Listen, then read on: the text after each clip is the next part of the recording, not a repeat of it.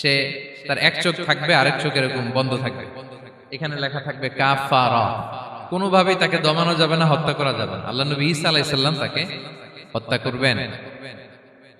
তো যে ব্যক্তি সূরা কাহাফ তেলাওয়াত করবে, সূরা কাহাফের প্রথম 10 আয়াত বিশেষ করে মুখস্থ রাখবে, আল্লাহ তাআলা উসিমা মিন ফিতনাতিদ দাজ্জাল, দাজ্জালের ফিতনা থেকে তাকে বাঁচাবেন। তা আমরা দাজ্জালের ফিতনা থেকে বাঁচতে চাই কি চাই না? আপনারা অনেকে দেখে থাকবেন যে সূরা কাহাফের মধ্যে একটা শব্দ আছে ওয়ালিয়াতালাত্তাফ।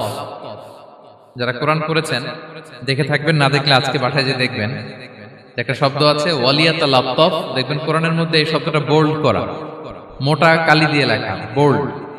This is the middle of the holy Quran. এটা কোরআনের একেবারে মাঝখানে এই শব্দটা, এর আগে যত আয়াত তারপরে ঠিক তত আয়াত। সুবহানাল্লাহি বিহামদিহি। This is the middle of the holy Quran, এবং এটা সূরা কাহাফের মধ্যে আছে ওয়ালিয়াতালাত্তাফ শব্দটা আপনারা দেখবেন। তখন সাহাবীদের উপর, নমুসলিম সাহাবাদের উপর কঠিন অত্যাচার চলতেছিল, ভয়ঙ্কর ধরনের অত্যাচার। তো এই সূরাটা নাযিল করে আল্লাহ তাআলা ওনাদেরকে সান্ত্বনা দিলেন এবং বুঝাতে চাইলেন এই অত্যাচার, এই জুলুমের শিকার শুধু তোমরাই হচ্ছ না, এর আগেও হয়েছে অনেকে। 7 জন যুবক ছিল রোমান সাম্রাজ্যে, তারা তাদের ঈমান বাঁচানোর জন্য এরকম কষ্টের শিকার হয়েছিল, এবং তারা যে স্বপ্ন দেখেছিল সেই স্বপ্ন আল্লাহ তাআলা বাস্তবায়ন করেছেন। তো এই ঘটনাগুলো শুনিয়ে বেসিক্যালি মক্কার যে নও-মুসলিম সাহাবারা, তাদেরকে আল্লাহ তাআলা সান্ত্বনা দিচ্ছিলেন যে ফ্রাস্ট্রেটেড হওয়ার কিছু নেই। ওয়ালা তাহিনু ওয়ালা তাহজানু ওয়া আনতুমুল আ'লাউনা ইন কুনতুম মুমিনিন। হতাশ হবে না, চিন্তিত হবে না, বিজয় তোমাদেরই হবে যদি তোমরা মুমিন হও, সত্যবাদী হও। মক্কার কুরাইশরা কোনোভাবেই যখন রাসূল সাল্লাল্লাহু আলাইহি ওয়াসাল্লামকে দমাতে পারছিল না, তখন তারা প্ল্যান করলো যে আমরা মদিনাতে যে মদিনার ইহুদিদের কাছ থেকে কিছু জেনে আসি। কারণ মক্কাবাসীদের নবী, রাসূল, ওহী, আখিরাত এগুলোর ব্যাপারে কোনো ধারণা ছিল না। তো ফলে তারা কুরাইশরা নজর ইবনে হারিস এবং উকবা ইবনে আবি মুঈত এই দুইজনকে পাঠালো, তোমরা মদিনায় যাও, মদিনায় ইহুদিরা থাকে, ইহুদিদের কাছে তাওরাত নাজিল হয়েছিল, they have idea regarding prophets and আখিরাত, আখিরাত কি, নবী কি, এগুলোর আইডিয়া তাদের আছে। তো তাদের দুইজনকে পাঠালো যে তোমরা যে তাদের জিজ্ঞেস করো যে আমাদের জ্ঞাতি ভাইদের মধ্যে থেকে একজন তো নবী দাবি করে, সে কি আসলে নবী কিনা, আমরা কিভাবে বুঝবো? তো যেই চিন্তা সেই কাজ, তারা গেল মদিনাতে, মক্কা থেকে মদিনায়, যে খুলে বললো যে আমাদেরই এক ছেলে, আমাদেরই এক লোক বয়স 40 হওয়ার পর থেকে বলে আমি নবী, আমার কাছে ওহী আসে, আল্লাহ আমার কাছে বাণী পাঠায়, আর তিনি আমাকে বাণী বাহক করে পাঠিয়েছেন তোমাদের কাছে। এটা আসলে সত্য কিনা, আমরা একটু কনফিউশনে আছি। তো ইহুদিরা বলল তোমরা যে তাকে 3টি প্রশ্ন করবে, যদি উত্তর দিতে পারে বুঝবে সত্য নবী। 1 নম্বরে জিজ্ঞেস করবে যে মুহাম্মদ বলো তো আসহাবে কাহাফ কারা, আসহাবে কাহাফ সম্পর্কে তোমরা কি জানো? যে সূরাটার নাম সূরাতুল কাহাফ। কাহাফ মানে হচ্ছে কেই, গুহা, মানে গুহাবাসী। 7 জন যুবক এই গুহার ভিতরে আশ্রয় নিয়েছিল ঈমান বাঁচানোর জন্য। মুহাম্মদ তুমি যদি সত্য নবী হও বলো এই ঘটনাটা কি। 2 নম্বরে তাকে জিজ্ঞেস করবে জুলকারনাইন বাদশা সম্পর্কে কি জানে, সে কিছু জানে কিনা। 3 নম্বর তাকে জিজ্ঞেস করবে মা হুয়া রূহ, রূহ কি, যে রূহটা দেহে ঢুকলে মানুষ নড়ে চড়ে, প্রাণবন্ত একটা অ্যানিমেশন থাকে, এটা বের হয়ে গেলে সে ডেড বডি, লাশ হয়ে পড়ে থাকে। What is the origin of রূহ, স্পিরিট। এই 3টা প্রশ্নের উত্তর যদি জানে তাহলে আসলেই সে সত্য নবী। তারা এসে জিজ্ঞেস করলো মুহাম্মদ বলো আসহাবে কাহাফ কারা, বলো জুলকারনাইন কে, বলো রূহ কি। এই 3টা প্রশ্নের উত্তর যদি করতে পারো তাহলে বুঝবে তুমি সত্য নবী। রাসূল সাল্লাল্লাহু আলাইহি ওয়াসাল্লাম বললেন ঠিক আছে যাও, আগামীকাল উত্তর বলে দেব। তিনি ইনশাআল্লাহ বলতে ভুলে গেলেন। রাসূল সাল্লাল্লাহু আলাইহি ওয়াসাল্লামের ধারণা ছিল প্রতিদিনই তো জিবরাইল কোরআনের আয়াত নিয়ে আসে, তো তারই ধারাবাহিকতায় আগামীকাল আসবে, আমি জিজ্ঞেস করে নিব এই 3টা প্রশ্নের উত্তর। তারপরের দিন সবাই এসে হাজির, কিন্তু জিবরাইল আলাইহিস সালাম আসেনি। রাসূল সাল্লাল্লাহু আলাইহি ওয়াসাল্লাম তো একটু বিব্রতকর পরিস্থিতিতে বললেন। তারা বলল তুমি তো আজকে অ্যাপয়েন্টমেন্ট দিয়েছো, ডেট দিয়েছো, বলো উত্তর বলো। রাসূল সাল্লাল্লাহু আলাইহি ওয়াসাল্লাম বলল আজকে না, আগামীকাল বলে দিলাম। রাসূল সাল্লাল্লাহু আলাইহি ওয়াসাল্লাম ইনশাআল্লাহ কথাটা আর মনে করতে পারতেছেন না। এরপরের দিনও তারা এসে হাজির, কিন্তু রাসূল সাল্লাল্লাহু আলাইহি ওয়াসাল্লাম উত্তর দিতে পারতেছেন না।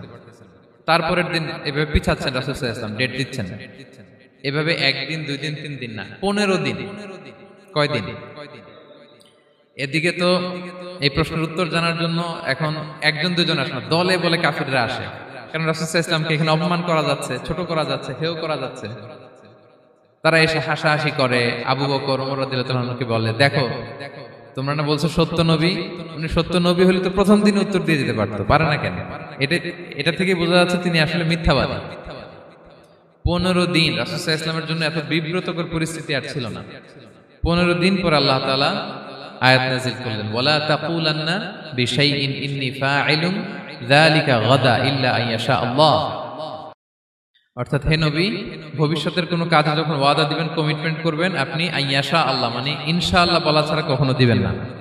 রাসূল সাল্লাল্লাহু আলাইহি ওয়াসাল্লামকে শিক্ষা দেওয়ার মধ্য দিয়ে বেসিক্যালি আল্লাহ তাআলা গোটা মুসলিম উম্মাহকে শিক্ষা দিলেন, আমাদেরকে শিক্ষা দিলেন, যাতে আমরা ভবিষ্যতের কাজে আগে ইনশাআল্লাহ বলি। তো রাসূল সাল্লাল্লাহু আলাইহি ওয়াসাল্লাম লেসনটা পেলেন। এরপর আল্লাহ তাআলা উত্তর জানিয়ে দিলেন, আম হাসিবিতা আন্না আসহাবাল কাহফি ওয়ার রাকিমি কানু মিন আয়াতিনা আজাবা। টানা 2 পৃষ্ঠা উত্তর দিলেন আসহাবুল কাহফ কারা। তাওরাত, জাবুর, ইনজিলে কোথাও এত বিস্তারিত উত্তর নাই আসহাবে কাহফের ব্যাপারে। আল্লাহ তাআলা আল কাহাফ, সূরাতুল কাহাফ নামে গুহাবাসীদের নামে একটা সূরা দিলেন, বিস্তারিত 2 পৃষ্ঠায় বর্ণনা করলেন তারা কারা। কুরাইশরা তো তাআজ্জুব বনে গেল, ঘটনা কি, মুহাম্মদের উত্তর কিভাবে জানলো? সে তো কারো কাছে পড়ে নাই, লেখে নাই, এই দেশের বাইরেও কোথাও যায় নাই। দ্বিতীয় প্রশ্ন ছিল যুলকারনাইনকে আল্লাহ আয়াত নাযিল করলেন, ওয়াসআলুনাকা আন যিলকারনাইন কুল সাআতলু আলাইকুম মিনহু যিকরা। টানা আল্লাহ তাআলা প্রায় 1.5 পৃষ্ঠা, 1 পৃষ্ঠারও বেশি যুলকারনাইনের ঘটনা শোনালেন। আর রূহের কথা শোনালেন সূরা আল ইসরাতে, ওয়াসআলুনাকা আনির রূহ কুলির রূহু মিন আমরি রাব্বি ওয়া মা উতীতুম মিনাল ইলমি ইল্লা কালিলা। রূহ এটা আল্লাহর স্পেশাল একটা অর্ডার, আল্লাহর আদেশে এটা ঢুকে আল্লাহর আদেশে বের হয়। এটা কেউ ছুঁতে পারে না, ধরতে পারে না, দেখতে পারে না, এটা আল্লাহর পক্ষ থেকে একটা মিরাকেল। 3টা প্রশ্নের উত্তর যখন আল্লাহ তাআলা দিয়ে দিলেন, রাসূল সাল্লাল্লাহু আলাইহি ওয়াসাল্লাম তাদেরকে সাবলীল ভাষায় শুনিয়ে দিলেন। তারা অবাক হয়ে গেল। পরীক্ষায় সে আমাদেরকে ফেলবে, আমাদের বিশ্বাস নিয়ে ছিনিমিনি খেলবে সে। এটার সলিউশন আছে সূরা কাহফ, আমি বলবো আস্তে আস্তে। 2 নম্বরে দাজ্জাল আমাদেরকে ফিতনায় ফেলবে, দ্য ট্রায়াল অফ ওয়েলথ, সম্পদ দিয়ে সে আমাদেরকে ফিতনায় ফেলবে। 3 নম্বর দ্য ট্রায়াল অফ নলেজ, জ্ঞান দিয়ে সে আমাদেরকে ফিতনায় ফেলবে। 4 নম্বর দ্য ট্রায়াল অফ পাওয়ার, ক্ষমতা দিয়ে সে আমাদেরকে ফিতনায় ফেলবে। দাজ্জাল 4টা জিনিস দিয়ে আমাদেরকে পরীক্ষায় ফেলবে। কয়টা? 1 হচ্ছে ঈমানি পরীক্ষা, 2 হচ্ছে সম্পদ দিয়ে পরীক্ষা, 3 হচ্ছে জ্ঞান দিয়ে পরীক্ষা, 4 হচ্ছে ক্ষমতা দিয়ে পরীক্ষা। সে ঈমানের পরীক্ষায় আমাদেরকে ফেলবে। সে এসে বলবে আমি তোমার রব, এবং এটা প্রমাণ করার জন্য যা যা দরকার আল্লাহ তাআলা তাকে সব দিবেন। সে সব করতে পারবে। সে বলবে আমি তোমার রব। যদি বিশ্বাস না হয়, তোমার বাবাকে যদি জীবিত করে বিশ্বাস করবে? অনেকে বলবে হ্যাঁ আমার আব্বাকে জীবিত করে দেখান। তো তার বাবাকে ঠিকই সে জীবিত করে ফেলবে। আসলে শয়তান তার বাবার সূরত নিয়ে সামনে দাঁড়াবে। আরে তাই তো, এটাই তো আমার বাবা, এটাই তো আমার দাদা। মানুষ ফিতনায় পড়ে যাবে, ঈমানের ফিতনায়। সে ভাববে আসলে এটাই বোধহয় আমার রব, এবং তাকে এত ক্ষমতা দেয়া হবে, তার ডান দিকে থাকবে জান্নাত, বাঁ দিকে জাহান্নাম। তার কাছে আল্লাহ এটা দিবে। যে তার কথা শুনবে তাকে সে জান্নাতে ঢুকাবে, কিন্তু জান্নাতে ঢুকে সে জাহান্নামের শাস্তি ভোগ করবে। এটা তার বাইরের মানুষ বুঝবে না, অ্যাপারেন্টলি এটা জান্নাত। আর যে তাকে মানবে না তাকে সে জাহান্নামে ফেলবে, কিন্তু জাহান্নামে ঢুকলেও সে জান্নাতের নাজ নেয়ামত ভোগ করবে। তাহলে এই যে ঈমানের ফিতনায় সে ফেলে দিবে আমাদেরকে। তো ঈমান কি করে বাঁচাবো, এটা সলিউশন আমি শোনাবো আপনাদের। 2 নম্বরে সে আমাদেরকে সম্পদ দিয়ে ফিতনায় ফেলবে। যার যা লাগবে সে তাই দিতে পারবে, যা লাগবে। সে যদি আকাশকে বলে আকাশ বৃষ্টি দাও, যাকে তারা মানবে ওই এলাকায় বৃষ্টি হবে, সুজলা সুফলা শস্য শ্যামলা হবে, সে সমস্ত এলাকা ফল মূলে ভর্তি হবে, বরকত আর বরকত। আর যে এলাকার লোকেরা, জনপদের লোকেরা তাকে মানবে না, সে বলবে ওখানে বৃষ্টি হবে না, হবেও না। ওখানে খরা, দুর্ভিক্ষ, মাটি ফেটে চলছে, মানুষ না খেয়ে মরবে, মহামারী, দুর্ভিক্ষ দেখা দেবে। তখন বিশ্ববাসী মনে করবে এটাই বোধহয় আমাদের রব। তার মানে সম্পদ দিয়ে ফিতনায় ফেলে দেবে। 3 নম্বর হচ্ছে নলেজ, তার জ্ঞানের কাছে গোটা বিশ্ব হার মানবে। পূর্বের পরের যত জ্ঞান আছে সব আল্লাহ তাকে দিবে। ইলমুল আউয়ালিন ওয়াল আখিরিন, এমন কোন প্রশ্ন নেই যেটা দিয়ে তাকে আটকানো যায়। যাই জিজ্ঞেস করবেন সব জানতা, সব বলে দেয়। ভবিষ্যৎবাণী বলে দিবে, বলবে আগামীকাল ওইখানে অমুক দেশে বোমা বিস্ফোরণ হবে, হবে ওইখানে, ওখানে দুর্ভিক্ষ হবে, হবে ভূমিকম্প হবে, হবে। সে যা বলবে তাই হবে। তার জ্ঞানের এই বহর দেখে মানুষ ফিতনায় পড়ে যাবে। 4 নম্বর হচ্ছে দ্য ট্রায়াল অফ পাওয়ার, ক্ষমতা। তার ক্ষমতার সামনে সবকিছু একেবারে ছিন্ন বিচ্ছিন্ন হয়ে যাবে, এত ক্ষমতা হবে তার। সে যেমনটি বলবে তেমনটি করতে হবে। বাতাসের চেয়ে দ্রুত বেগে সে এক দেশ থেকে আরেক দেশে চলে যাবে। তো তার এই সমস্ত অলৌকিক ক্ষমতা দেখে মানুষ ফিতনায় পড়ে যাবে। এবং এই ফিতনা, এই পরীক্ষার মুহূর্তগুলোতে মানুষ কিভাবে নিজেকে ধরে রাখবে তার সলিউশন আল্লাহ তাআলা সূরা কাহফে দিয়েছেন। এই 4টা ফিতনা থেকে বাঁচার জন্য আল্লাহ সূরা কাহফে 4টা ঘটনা উল্লেখ করেছেন। আমরা একটু উদ্ধার করার চেষ্টা করি যে কি কি সলিউশন আল্লাহ তাআলা আমাদের বাতলে দিলেন। এক নম্বর হচ্ছে আসহাবে কাহফের ঘটনা। এটা 250 খ্রিস্টাব্দের সময়কালে রোমান সাম্রাজ্যের একজন বাদশা ছিল, নাম দাকিয়ানুস। প্রতাপশালী বাদশা, পৌত্তলিক, মূর্তির পূজা করে। ঈসা আলাইহিস সালাম বিদায় নিয়েছেন 250 বছর হলো। তো সব নবীর ধর্মই কিন্তু ইসলাম, যদিও আমরা নাসারা বলি, ইহুদি বলি, সব নবীদের ধর্মই কি ইসলাম। তো তিনি ছিলেন পৌত্তলিক, মূর্তির পূজা করত। আর তার এলাকায় কেউ যদি ঈসা আলাইহিস সালামের নাম নিত, আখিরাতে বিশ্বাস করত, আল্লাহ বিশ্বাস করত, তাদেরকে তারা পাথর মেরে হত্যা করত। এজন্য ভয়ে কেউ ঈসাই ধর্মে ঈমান আনতো না, মানে ইসলামে ঈমান আনতো না। এই রাজার ভয়ে সবাই মূর্তির পূজা করত। কিন্তু 7 জন যুবক ছিল, তারা স্রোতে গা ভাসিয়ে দেয়নি। স্রোতের বিপরীতে তারা ঈমান নিয়ে দাঁড়িয়েছে। তারা ঈসা আলাইহিস সালামের রেখে যাওয়া সত্য ধর্মের উপর ঈমান এনেছিল, আখিরাতে তারা বিশ্বাস করত। তো এই 7 জন যুবকের কথা ছড়াতে ছড়াতে রাজা দাকিয়ানুসের কাছে চলে যায়। উনি তো রেগে মেগে আগুন, ডেকে পাঠালো 7 জনকে। তো তাদেরকে জিজ্ঞেস করলো, তোমরা কাকে মানো? বলতেছে, এক আল্লাহকে মানি। সাহসী, খুবই সাহসী। বলতেছে, তুমি কি জানো তোমরা কার সামনে কথা বলতেছো? আমি তো তোমাদেরকে মৃত্যুদণ্ড দিতে পারি। তারা বলে, দেন, কিন্তু আমরা সব বিসর্জন দিলেও ঈমান বিসর্জন দিতে পারবো না। সুবহানাল্লাহ। তিনি বললেন, তোমরা যুবক মানুষ, রক্ত গরম, আবেগে কথা বলতেছো, 3 দিন সময় দিলাম, যাও। ঈসার নাম ভুলে যাও, আখিরাত ভুলে যাও, আল্লাহর নাম ভুলে যাও। 3 দিন পরে তোমাদেরকে আবার ইন্টারভিউ নেব। ওই দিন যদি একই কথা বলো, পাথর মেরে 7 জনকে দুনিয়া থেকে উড়িয়ে দেব। তারা চলে গেল। এবার 7 বন্ধু মিলে পরামর্শ করতে লাগলো, কি করতে পারি আমরা, এই গুণে ধরা সমাজকে আমরা কিভাবে বাঁচাবো, এই পৌত্তলিকতার ছোবল থেকে এই ইফসিস নগরীকে বাঁচাবো কি করে। নগরীটার নাম ছিল ইফসিস নগরী। বর্তমানে এটা তুরস্কের ইজমির শহরে অবস্থিত। এখনো জায়গাটা প্রত্নতাত্ত্বিকদের ওই ইয়েতে এটা সংরক্ষিত, এখনো টুরিস্টরা যায়। তো তারা বলল, আমরা ঈমান বিসর্জন দিব না, যদি আমরা ওদের কথা মেনে নেই আমরা তো মুশরিক হয়ে গেলাম। চলো আমরা এক কাজ করি, আমরা এলাকা ছেড়ে দিই।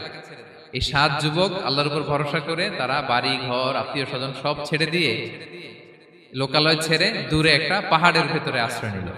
পাহাড়ের ভেতরে একটা গুহা ছিল। এই গুহা কি আরবিতে বলে আল কাহাফ। কি বলে? এই সূরার নাম কি? সূরাতুল কাহাফ। তো তাদের সাথে সাথে একটা কুকুরও যাচ্ছিল। তারা বারবার তাড়িয়ে দেওয়ার চেষ্টা করতেছিল কুকুরটাকে, যাতে না যায়, কিন্তু এই কুকুর শুধু কান্না করে তাদের সাথে যাওয়ার জন্য, ঘেউ ঘেউ করতেছিল। এই কুকুরটাকেও সাথে নিল। ভালো মানুষদের সাথে থাকলে কি হয় দেখেন, এই কুকুরের কথা, যেহেতু 7 জন ইমানদারের সাথে একটা কুকুর ছিল, এই কুকুরের কথা আল্লাহ সূরাতুল কাহাফে উল্লেখ করে দিয়েছেন। ওয়া কালবুহুম বাসিতুন যিরাআইহি বিল ওয়াসি। তো তারা ভিতরে গেল, যে প্রচন্ড ক্লান্ত, তারা ঘুমিয়ে পড়ল। কি করলো? এই এক ঘুমে আল্লাহ 309 বছর কাটায় দিলেন। কয়শো 9 বছর? 9 বছর ঘুম, সব ঘুম, প্রচন্ড ঘুম, ঘুম যেন আর কাটে না। 309 বছর পরে এরা জাগলো। এখন খুব ক্ষুধা, ঘুমে আর মোর ভাঙতেছে। আর একজন জিজ্ঞেস করতেছে, কি লম্বা সময় ঘুম দিলাম কোথায় আমরা? একজন বলতেছে, হ্যাঁ মনে সারাদিনই ঘুমাইছি আমরা। আরেকজন বলতেছে, না না সারাদিন না, দিনের কিছু অংশ হয়তো ঘুমাইছি। আসলে কয় বছর ঘুমাইছে? 309 বছর। তো এদিকে সভ্যতার তো চেঞ্জ। এখানে ওই দাকিয়ানুস মরে, এর ছেলে মরে, এর নাতি মরে, পুতি মরে, এখন 6ষ্ঠ নম্বর রাজা আসছে। প্রজন্মের পর প্রজন্ম তো শেষ। 309 বছরে কমপক্ষে 4-5টা জেনারেশন চেঞ্জ হবে। তো জেনারেশন চেঞ্জ হয়ে, এলাকা চেঞ্জ হয়ে, তারা যে স্বপ্ন দেখেছিল এই ইফসিস নগরীতে কালিমার পতাকা উঠবে, তাদের স্বপ্ন আল্লাহ বাস্তবায়ন করেছেন। 309 বছরের ব্যবধানে এই এলাকার সবাই মুসলিম হয়ে গেছে। আল্লাহ চাইছিলেন ওদেরকে দেখাবে এটা, যে স্বপ্নটা যে বাস্তবায়ন হয়েছে এটা দেখাবে। তো ঘুম থেকে উঠছে, একজনকে তারা বললো যে লুকায় লুকায় চাদর মুড়ি দিয়ে কিছু রুটি নিয়ে আসো বাজার থেকে, যাতে তোমাকে না চিনে। চাদর মুড়ি দিয়ে যাও। কিছু পয়সা ছিল, মুদ্রা দিয়ে দিছে। তো সে যে যখন দোকানদারের কাছ থেকে রুটি নিয়েছে আর মুদ্রা দিছে, দোকানদার বলে, এই মুদ্রা কোথা থেকে আসলো? 309 বছর আগে মালয়েশিয়াতে রিঙ্গিট ছিল কিনা জানি না, যেভাবে ওরা ট্রানজাকশন করতে পারে, যেটা ছিল ওইটা যদি এখন কেউ দেয়, রাজধানী বিলাসে খাবার পাওয়া যাবে? হ্যাঁ, তো রুটিওয়ালা বলে, তুমি বর্তমান সময়ের মুদ্রা দাও, এটা দিচ্ছ কেন? বলতেছে এটা তো বর্তমান সময়ের মুদ্রা। বলতেছে এই যে মুদ্রার মধ্যে দেখো কোন সালের সিল দেওয়া, এটা তো শত শত বছর আগে। বলতেছে কি বলে শত বছর আগে? আমি তো আজকে সকালেই বাজার করলাম, ওই বাজার করে যে টাকাগুলো ছিল ওইটাই তো পকেটে। বলতেছে বলে কি? নিশ্চয়ই তুমি গুপ্তধনের সন্ধান পেয়েছো, হিডেন ট্রেজার। বলো, মানে তার সাথে এদের কথাবার্তা কিছু মিলতেছে না। পরে তাকে ধরে ওই সময়কার রাজার কাছে নিয়ে গেছে। ওই রাজা আবার মুসলিম, সবাই মুসলিম তখন। সে যা বলে এরাও কেউ বিশ্বাস করে না, এরাও যা বলে এও বিশ্বাস করে না। আর এলাকা এর বাড়ি ঘর আসবে কোত্থেকে? এর নাতি পুতি যা আছে 5-6 পুরুষ তো মরে সবাই কবরে। তখন তার কথা শুনে সবাই অবাক। তো এটা মিলানোর জন্য তারা 309 বছর আগের দাকিয়ানুস বাদশার সরকারি যে নথিপত্র, ওই পুরাতন ছিঁড়া নথিপত্র তারা বের করলো। বের করে দেখে ঠিকই দাকিয়ানুস নামে এক বাদশা ছিল, আর অনেক শত শত বছর আগে মোস্ট ওয়ান্টেড 7 জন যুবক ছিল, যাদের ব্যাপারে এক্সিকিউশনের অর্ডার ছিল। এখন দেখে তারা অবাক। লম্বা ঘটনা আমি খুব শর্ট করে বলতেছি। পরে সবাই মিলে তাকে সহ ওই গুহায় গেল। গুহায় যাওয়ার পরে সে বাকিদেরকে ডাকতে গুহার ভিতরে ঢুকলো। আল্লাহ তাআলা 7 জনকে ওইখানে মৃত্যু দিয়ে দিলেন। চিরকালের জন্য এই 7 জন ঘুমায় পড়ল। আর এলাকাবাসী রাজা সহ ওইখানে তারা একটা মসজিদ নির্মাণ করলো। This is the story of আসহাবে কাহাফ। তো এলাকাবাসী যদিও মুসলিম হয়েছিল, কিন্তু আখিরাতের ব্যাপারে তাদের একটা সন্দেহ ছিল যে আসলে মানুষ মরার পরে কি আবার জীবিত হবে? মৃত্যুবরণ করার পরে আবার মানুষ জীবিত হবে? তাদের মনের মধ্যে একটা সন্দেহ ছিল যে আসলে মারা গেলে মানুষ আবার উঠতে পারে। তাদের এই সন্দেহ দূর করার জন্য আল্লাহ তাআলা এই 7 জনকে 309 বছর ঘুম পাড়িয়ে আবার জীবিত করলেন। সুবহানাল্লাহ বিহামদিহি।